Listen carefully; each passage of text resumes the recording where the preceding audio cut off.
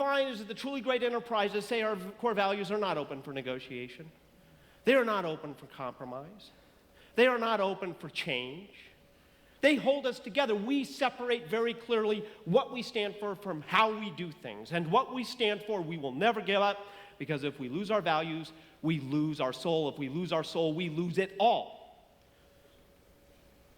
But on the other hand, well, they recognize that the signature of mediocrity is not an unwillingness to change.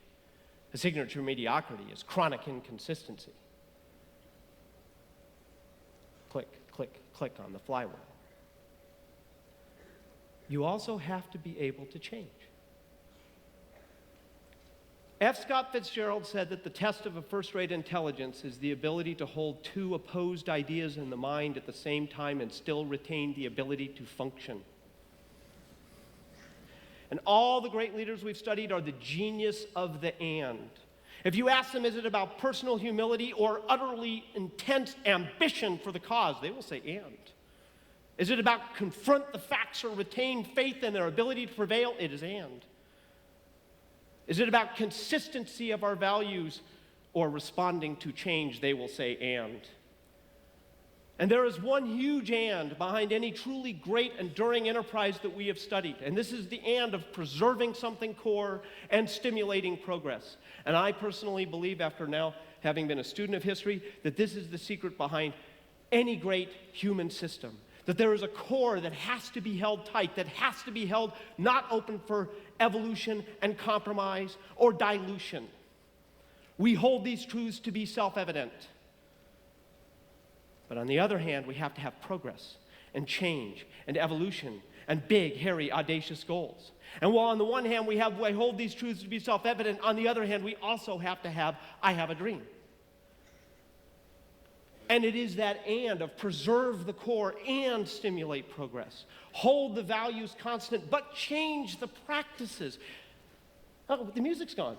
Hey. This is what this is all about. First time I came here, I was amazed at all the different practices that would have shocked people that were older than me. But same values.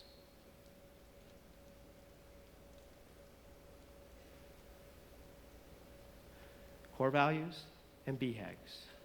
Big, hairy, audacious goals. It's always fun to say big, hairy, audacious goals understated. Certain incongruity that just delights me. All right, to close, take out your to-do list. I don't want you to walk away saying, that was all interesting. I want you to do some things. So I'm going to give you 10 specific to-dos. You can choose to reject them. The best students are those who never quite believe their professors. Number one, and you'll see these will sort of kind of parallel some of the stages. I'll let you figure out how they do that. Number one, do your diagnostics. At our website, jimcollins.com, where everything is free, you don't have to buy anything, you don't have to spend any money, it's all there for you for free. We have a diagnostic tool called the Good to Great Diagnostic Tool. We can always be better. I promise you do not have perfect scores. Download it, use it with your team, self-assess, and confront the brutal facts about where you can do better. jimcollins.com, free, good to great diagnostic tool. Number two, count your blessings. Literally, count them in a spreadsheet.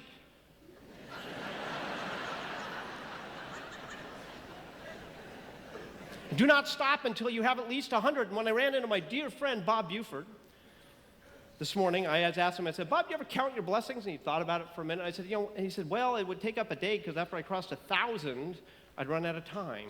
So maybe 100's low. Why? When we begin to account, which is why I like spreadsheets, account for all the good things that have happened to us that we did not cause. All the success that we did not cause. It's humbling. Count. Number 3, another counting exercise. What is your questions to statements ratio?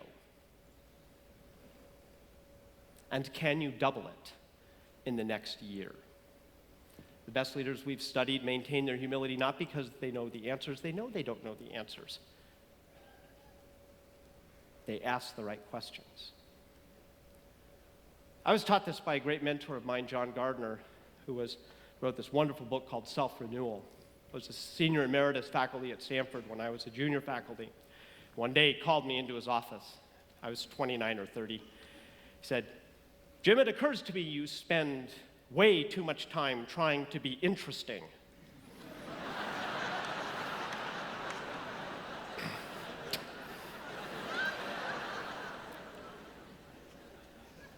Why don't you invest more in being interested?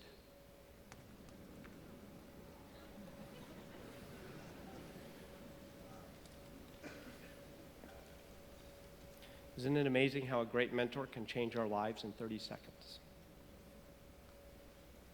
Number 4, answer the question, counting exercise. How many key seats do you have on your bus? What percentage of your key seats are filled with the right people? And what are your plans for getting to 100% with fantastic people? Number 5, do your How the Mighty Fall teams on the way up, teams on the way down diagnostic in your notebook. Number 6, with that team of right people assembled in your next meeting, create an inventory of the brutal facts. What are the brutal facts that we face? Remember what Bill was saying earlier? You don't just put the vision out there. You have to say, why we can't stay here. What are the brutal facts? All of our leaders started first with brutal facts. Number 7, show of hands. I can't see everybody out there in the world. I'll presume you'll raise or not out there. How many people in this room have a to-do list? Yeah, we're all productively neurotic. How many have a stop doing list? Good. Culture of disciplined people, disciplined thought, disciplined action begins not with what we do, but with what we have the discipline to stop doing. Number 8, define results and show clicks on the flywheel or milestones, as Bill was talking about it earlier. Focus there. Whether it's size of congregation, numbers saved. What do you mean, number of ministries served? What do you mean by great results? Precisely, concrete. And how can you demonstrate clicks on that flywheel? Number 9, double your reach to young people by changing your practices without changing your core values. And number 10, might be time in these difficult times to set a BHAG, a big, hairy, audacious goal, rooted in your purpose to reinforce the idea that your work is never done. Bob Buford and I were both touched by a great man named Peter Drucker. And on a day that I had the great privilege to spend with Dr. Drucker, I remember going to lunch with him, and he was sitting there. He ordered a salad, and then he ordered a Merlot and a double espresso. Down went the Merlot, then down went the double espresso. I thought, preserve the core, stimulate progress.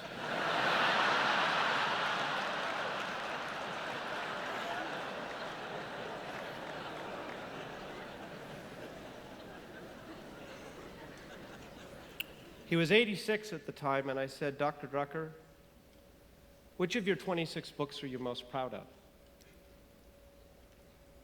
He said, the next one. He wrote 10 more. And when I had the privilege, at the instigation of my dear friend Bob Buford, to go and keynote the Drucker Centennial last year to celebrate Peter's 100th year, which which was a great honor. I went to the Drucker archives the night before. And there were all of his books written chronologically in his life. And I asked, where is age 65 on this shelf? The archivist pointed. It was 1/3 of the way across the shelf. At age 65, if you truly embrace the idea of his motto, be useful, at 65, if you never give in, at 65, you're 1/3 of the way through your usefulness.